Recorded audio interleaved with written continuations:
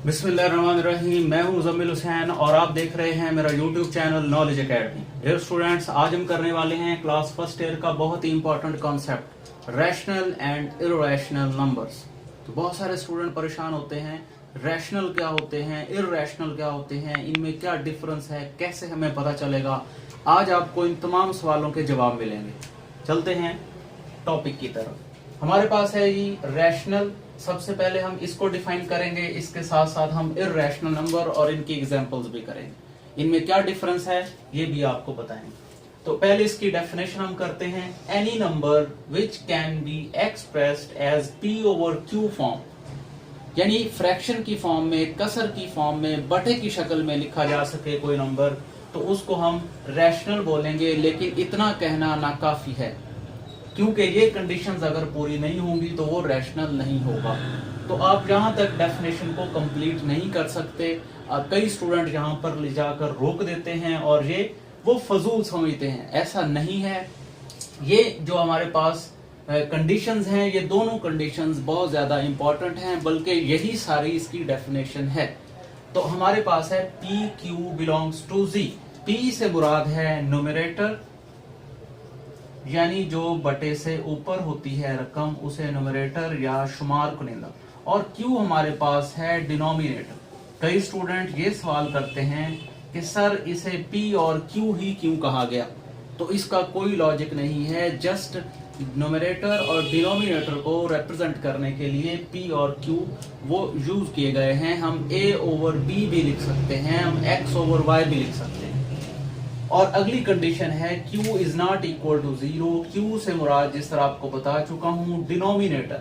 तो ऐसी फ्रैक्शन जिसका डिनोमिनेटर यानी मखरज नुमा, जिसे बटे के नीचे वाली रकम कहा जाता है, वो आपके पास जीरो नहीं होना चाहिए। तो ऐसे तमाम नंबर्स जो इन दो कंडीशंस को पूरा करते हैं वो हमारे पास रैशनल नंबर्स कहलाते हैं। जिस तरह से आप देख सकते हैं 3। तो यहाँ पर कई स्टूडेंट परेशान होते हैं, 3 ये तो फ्रैक्शन की फॉर्म में ही नहीं है, तो ये कैसे रैशनल हो गया।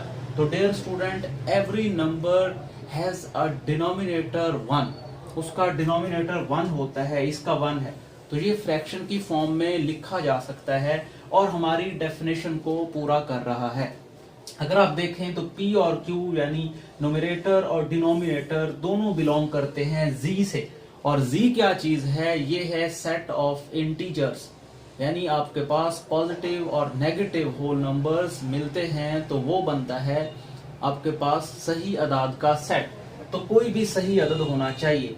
यहाँ पर आप 3 ओवर 1 इसे लिख सकते हैं। 1 ओवर 5 आप चेक करें, 1 is an integer, 5 is also an integer, -2 भी एक इंटीजर है, 6 भी इंटीजर, फ्रैक्शन की फॉर्म में है। 0 ओवर 9, तो 0 भी एक इंटीजर है। चूंकि हमारे पास जो z है, z जो सेट है वो इस तरह से होता है 0 +- 1 +- 2 and up to so on. ये हमारे पास z है, तो इसमें 0 भी शामिल है। हमने डिनोमिनेटर पर कंडीशन लगाई है कि वो 0 नहीं होना चाहिए, न्यूमरेटर 0 हो सकता है। तो 0 ओवर समथिंग अगर आपके पास आ जाता है, जिस तरह 9 लिखा है, कोई और भी नंबर हो सकता है, तो ये फ्रैक्शन की फॉर्म में है और हमारी इन दोनों कंडीशंस को फुलफिल कर रहा है। इस वजह से ये भी एक रैशनल नंबर है। तो डियर स्टूडेंट, एक यहाँ पर मैंने एक ग्राफिकल रिप्रेजेंटेशन की है जिसको आप इजीली विजुअलाइज कर सकते हैं। सबसे छोटा नंबर सिस्टम में जो सेट है वो नेचुरल नंबर का सेट है। इसके लिए छोटा दायरा है, उससे बड़ा होल नंबर्स है। जिस तरह आप जानते हैं 0 का इजाफा हो जाता है तो होल नंबर बन जाते हैं। जब नेगेटिव नंबर्स भी आ जाते हैं तो हमारे पास z आ जाता है। और ये सारे ही रैशनल नंबर हैं। क्यों हमारे पास रैशनल नंबर होता है? इट मींस कोई भी नेचुरल नंबर है, होल नंबर है या सिर्फ इंटीजर है, तो वो भी हमारे पास रैशनल है। इसकी एक एग्जांपल यहाँ कर चुके हैं। 3 सिर्फ एक नेचुरल नंबर था, हमने इसे रैशनल कहा क्योंकि इसे फ्रैक्शन की फॉर्म में लिखा जा सकता है। अब चलते हैं इर्रेशनल की तरफ। तो एक सादा सा इसका आंसर है, जो रैशनल नहीं होता वो इर्रेशनल होता है। अब हम इसकी डेफिनेशन करते हैं। अ नंबर, बिल्कुल ऑपोजिट डेफिनेशन है, जो इसकी डेफिनेशन है उसके ऑपोजिट है। A number which can not be expressed as P over Q form, इसे P ओवर Q की फॉर्म में नहीं लिखा जा सकता। और ये कंडीशन उस पर पूरी नहीं हो रही तो फिर हम क्या कहेंगे, वो इर्रेशनल होता है। अगर आप थोड़ा सा फोकस करें तो अगर यहाँ पर हम इसे स्टॉप कर देते कि can not be expressed as P over Q, तो आप यहाँ देख सकते हैं कि ये हमने P ओवर Q की फॉर्म में लिख दिया है, एक्सप्रेस हो चुका है, जाहिर हो चुका है, लेकिन उसके बावजूद ये रैशनल नहीं है। इसकी रीजन क्या है? जिस तरह इसमें अगर आप देखें इसका बटा भी 1 है, तो ये क्यों इर्रेशनल है? बेसिकली ये हमारी ये जो कंडीशंस हैं उनको फुलफिल नहीं करता। दोनों में से अगर कोई एक कंडीशन भी पूरी नहीं हो रही तो वो इर्रेशनल होगा। अगर आप चेक करें डिनोमिनेटर को, तो ये आपके पास डजंट बिलोंग्स टू जी, √2 जो है ये हमारे पास कभी भी आपको जी में नहीं मिलेगा। इसका जो रिजल्ट है √7, √3 and up to so on, ऐसे नंबर्स जिनका कंप्लीट स्क्वायर रूट नहीं होता, वो इंटीजर्स नहीं होते, तो उन नंबर्स को हम क्या बोलते हैं? इर्रेशनल। इस तरह से एक पाई आपके पास है, ये बहुत कॉमनली यूज किया जाने वाला एक नंबर है जिसके लिए हम सिंबल पाई यूज करते हैं, ये भी इर्रेशनल है। ये क्यों इर्रेशनल है इसका आपको अभी थोड़ी देर में अंदाजा हो जाए। अब हम करेंगे इसकी डेसिमल रिप्रेजेंटेशन, यानी अगर हमारे पास कोई नंबर इशारिया की शक्ल में हो तो हम उसे कैसे उसकी पहचान कर सकते हैं कि आया वो रैशनल है या इर्रेशनल है। इसके बारे में अभी आपको आइडिया हो जाएगा, लेकिन उससे पहले आपको चंद और कॉन्सेप्ट्स का पता होना चाहिए। तो हम पहले करते हैं टर्मिनेटिंग डेसिमल। टर्मिनेटिंग डेसिमल ऐसी डेसिमल होती है जिसमें यानी ऐसी इशारिया वाली रकम होती है जिसके इशारिया वाले हिस्से में, उसके डेसिमल पार्ट में जो हमारे पास नंबर्स हैं यानी जो डिजिट्स हैं वो क्या हों, वो फाइनाइट हों, यानी खत्म हो रहे हों, वो मुकम्मल तकसीम हो रही है आफ्टर डेसिमल, अगर उसके डिजिट्स जो हैं वो खत्म हो रहे हैं, ठीक है, महदूद हैं, फाइनाइट हैं, तो उस सूरत में उस डेसिमल को हम क्या बोलेंगे? टर्मिनेटिंग, यानी खत्म होने वाली डेसिमल यानी इशारिया की रकम। जिस तरह से आपके पास ये है 3.4729, 0.00 एंड सम 45, ये आपके पास ऐसी डेसिमल्स हैं जो कि खत्म हो रही हैं इशारिया के पास, इनके डिजिट्स जो हैं वो फाइनाइट हैं। और नॉन टर्मिनेटिंग, इसकी डेफिनेशन भी आपको नजर आ रही होगी। वो नॉन टर्मिनेटिंग ऐसी होती है जो खत्म ना हो, जिस तरह 0.33 आप देख सकते हैं ये आगे जारी है, ये डॉट्स की मदद से रिप्रेजेंट किया, 1.111 ये भी आगे जारी है, तो ये भी हमारे पास क्या है? नॉन टर्मिनेटिंग है। तो ये नॉन टर्मिनेटिंग हो गया, ये टर्मिनेटिंग। इसके बाद हमारे पास है रिकरिंग या रिपीटिंग डेसिमल।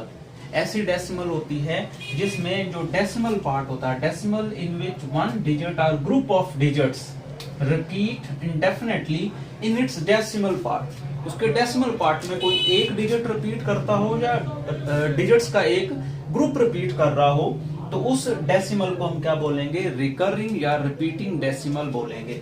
जिस तरह से आप देख सकते हैं 1.3 को आप देख सकते हो, ये रिपीट हो रहा है और एक पैटर्न से रिपीट हो रहा है, तो इसको हम क्या बोलेंगे? रिकरिंग डेसिमल या रिपीटिंग डेसिमल। अगर आप देखें 1.234, 234, 23, ये एक ग्रुप रिपीट हो रहा है, एक ब्लॉक रिपीट हो रहा है डिजिट्स का, इसको भी हम क्या बोलेंगे? रिकरिंग। यानी अगर एक डिजिट रिपीट हो या डिजिट्स का एक ब्लॉक रिपीट हो, वो हमारे पास क्या होती है? रिकरिंग डेसिमल होती है। नॉन रिकरिंग इसका ऑपोजिट है, जिसमें डेसिमल पार्ट के अंदर कोई भी एक डिजिट एक खास पैटर्न के साथ रिपीट ना हो रहा हो, उसको हम क्या बोलते हैं? Non recurring decimal. अब इन कॉन्सेप्ट, ये अगर आपको कॉन्सेप्ट्स क्लियर हो गए हैं, तो अब हम इसके हवाले से यानी डेसिमल को कैसे पहचान करेंगे कि वो रैशनल है। पिछले कॉन्सेप्ट्स क्लियर कर चुके हैं, टर्मिनेटिंग, नॉन टर्मिनेटिंग, रिकरिंग और नॉन रिकरिंग के बारे में। अब हम ये नतीजा निकालेंगे कि कौन सी डेसिमल्स रैशनल होती हैं और कौन सी इर्रेशनल होती हैं। तो सिंपल सी बात है, अगर आप आसान लफ्जों में याद रखें तो ये 2 पॉइंट आप याद रखें, नॉन टर्मिनेटिंग, नॉन रिकरिंग, तो वो क्या होगी? इर्रेशनल। इसके अलावा जितनी भी हैं वो सारी की सारी रैशनल डेसिमल्स होती हैं, नॉन टर्मिनेटिंग भी हो और नॉन रिकरिंग भी हो, यानी ना तो वो खत्म हो रही हो और ना ही उसके अंदर कोई एलिमेंट रिपीट हो रहा हो, कोई डिजिट रिपीट हो रहा हो या ग्रुप रिपीट हो रहा हो, उसको हम क्या बोलते हैं? इर्रेशनल। और इसके अलावा जितनी भी हैं वो हमारे पास क्या है? रैशनल हैं। तो इनकी कुछ एग्जांपल्स हैं, इससे आपको मजीद क्लियर हो जाएगा। जिस तरह 2.1476 आप देख सकते हैं कि ये टर्मिनेटिंग है, हालांकि रिकरिंग नहीं है, इसमें कुछ भी रिपीट नहीं हो रहा, लेकिन खत्म हो रही है। दैट्स व्हाई ये हमारे पास क्या है, रैशनल। इररेशनल तब होगी जब ये दोनों एट अ टाइम कंडीशंस पूरी हो रही होंगी, नॉन टर्मिनेटिंग भी हो और नॉन रिकरिंग भी हो। तो आप देखें 22/7, अक्सर स्टूडेंट यही क्वेश्चन करते हैं कि सर ये पाई की वैल्यू है, पाई इररेशनल होता है, 22/7 आप कहते हैं रैशनल है। तो डियर स्टूडेंट ये अप्रोक्सीमेट वैल्यू है, ये एग्जैक्ट वैल्यू नहीं है। दैट्स वाई 22/7 को अगर हम फ्रैक्शन में देखें तो फिर भी पता चलता है कि ये रैशनल है, क्योंकि ये डेफिनेशन के अकॉर्डिंग है। अगर आप डेसिमल रिप्रेजेंटेशन के हिसाब से देखें तो तब भी आपको आइडिया हो जाएगा। अगर आप इसको डिवाइड करेंगे तो आप देख सकेंगे कि ये एक जो ग्रुप है ये रिपीट होगा, तो ये रिकरिंग डेसिमल है। इसमें आप देख सकते हैं नॉन टर्मिनेटिंग है लेकिन रिकरिंग है, तो इस सूरत में ये क्या है, रैशनल है। लेकिन यहां पर अगर आप चेक करें तो ये कुछ एग्जांपल्स हैं 214.11, 22, 111 एंड 2। तो आप देख सकते हैं कि आफ्टर डेसिमल यानी पॉइंट के बाद जो डिजिट्स हैं उनमें कोई तरतीब नहीं है रेपिटेशन की, डिफरेंट है। मतलब 1 यहाँ 2 टाइम्स आया, ये 2 आया, ये 3 टाइम्स आ गया 1। तो कोई ग्रुप हमारे पास डिजिट्स का रिपीट नहीं हो रहा, ना ही कोई एक डिजिट रिपीट हो रहा है। इस तरह अगर आप पाई की वैल्यू देखें तो ये जो कैलकुलेट की गई है सुपर कंप्यूटर की मदद से 3.14159 and up to so about 5 lakh digits तक इसे जो है वो काउंट किया गया है, लेकिन इसके अंदर कोई ग्रुप नहीं बना डिजिट्स का, इसी वजह से इसे इररेशनल कहा जाता है। तो उम्मीद है आपको इस टॉपिक में रैशनल और इररेशनल का कंप्रिहेंसिवली आइडिया हो गया होगा। That's all.